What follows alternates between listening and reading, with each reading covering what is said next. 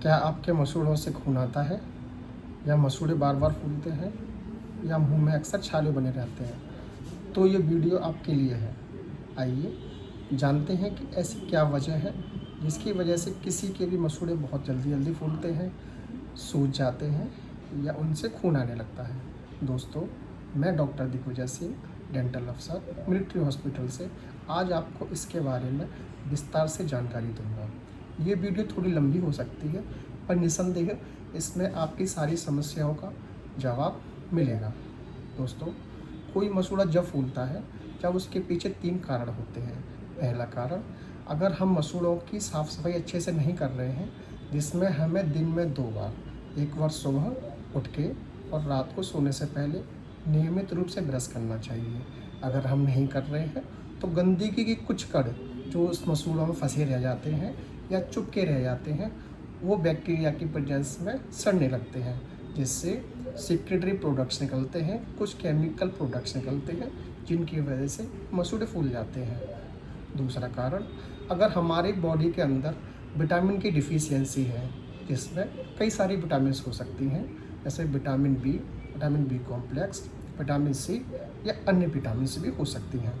और इसके अलावा आयरन की भी हमें कमी हो सकती है, क्योंकि बहुत सारी विटामिन ऐसी होती हैं जो हमको शाकाहारी पदार्थों से नहीं मिलती हैं, जिसमें हमको मांसाहारी पदार्थ लेने पड़ते हैं, जैसे अंडा हो गया या मछली का से प्रोडक्ट हो गए।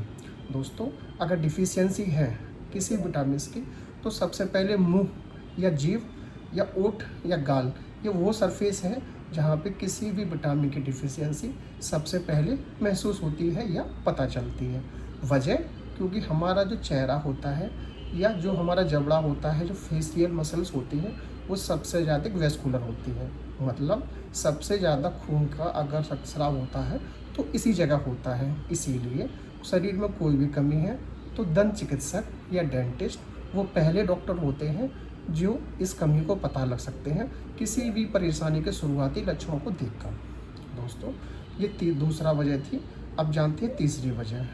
कभी कभी यूज़ करते करते हमारे दांत कहीं जगह से घिस जाते हैं या नुकीले हो जाते हैं। जो दांत हमारी मदद करते थे खाना चबाने काटने में, तो अब वो नुकीले होने की वजह से हमारे ही टिश्यूज़ को, हमारी संरचनाओं को, ऊतकों को अंदर से घिस देते हैं, छील देते हैं या रगड़ देते हैं।